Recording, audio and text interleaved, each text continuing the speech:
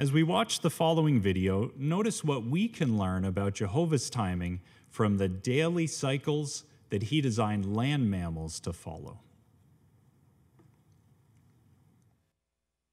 Oi, Bambi, get your furry ass back here. I was just about to talk about you. Never mind, we can talk about something else. Like maybe elephants. Here's a cute dog, what do I care?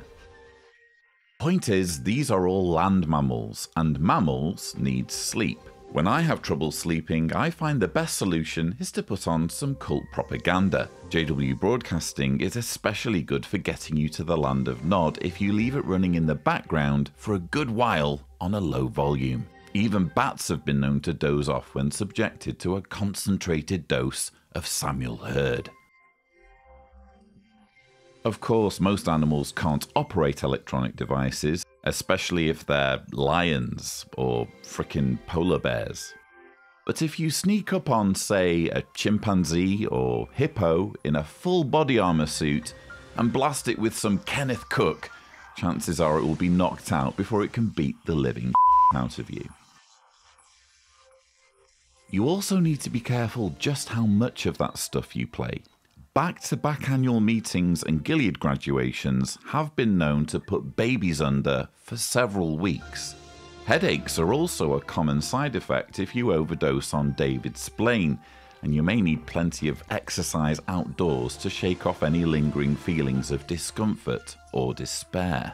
If you binge on this stuff for weeks, you could go completely bonkers and start making cardboard cutouts of Bible characters. But even then, recovery can be possible. Some JW Broadcasting junkies have responded favourably when shown examples of where the New World Translation has been doctored to make it compatible with Jehovah's Witness teachings. The main cure is to focus on life's positives, such as our freedom of mind. As it says in the Bible, make sure of the more important things, so that you may eat strawberries up to the date of expiry. Or something like that. We've just been watching a video segment from the Friday afternoon of this year's Exercise Patience Convention of Jehovah's Witnesses. This particular item with the theme, What Creation Can Teach Us About Jehovah's Timing, Land Mammals. I have a confession to make, as you'll have seen in the title to this sushi, if you're watching it in sushi form. I have redubbed the narration to make it a bit more interesting. The original narration was kind of dull and, let's be frank, culty. So let me read, for the purposes of journalistic integrity, the original script to this video that I got rid of. Land mammals can stay active for long periods, from the large to the not so large, but all of them need some time each day to sleep. African elephants get about 2 hours of sleep per day. Horses sleep for close to 3 hours. A wild sloth may doze for up to 14, as opposed to a domesticated sloth. And a little brown bat can snooze for nearly 19. But how does sleep help them? Sleep allows the body to recuperate from the day's activities. And some scientists believe that sleep allows their brains to reset and remove toxins, as if giving the brain a good scrub. It may also help to move the day's memories into long-term storage. We humans need sleep too. The younger we are, the more we need.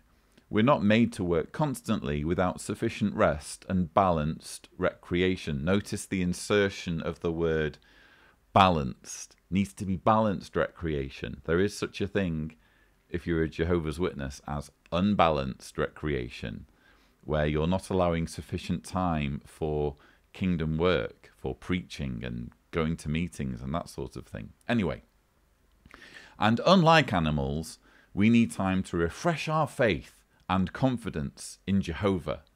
Our friendship with him must always be the most important thing in our life. I mean, I guess you'll have to take my word for it that it's in there. All you need to do is, I suppose, wait for the video to be available on jw.org, which surely it will be at some point. But if you go to the actual convention and you listen to the video itself, you know what? Here's a clip. Our friendship with him must always be the most important thing in our life. So there you go. There can be no doubt. In the original video, Jehovah's Witnesses were told that their relationship or friendship with Jehovah is the most important thing in their life. Not family, not friendships, not just being happy. The most important way you can spend your life, the most important thing you need to do with your life, if you're one of Jehovah's Witnesses, is have a friendship with Jehovah.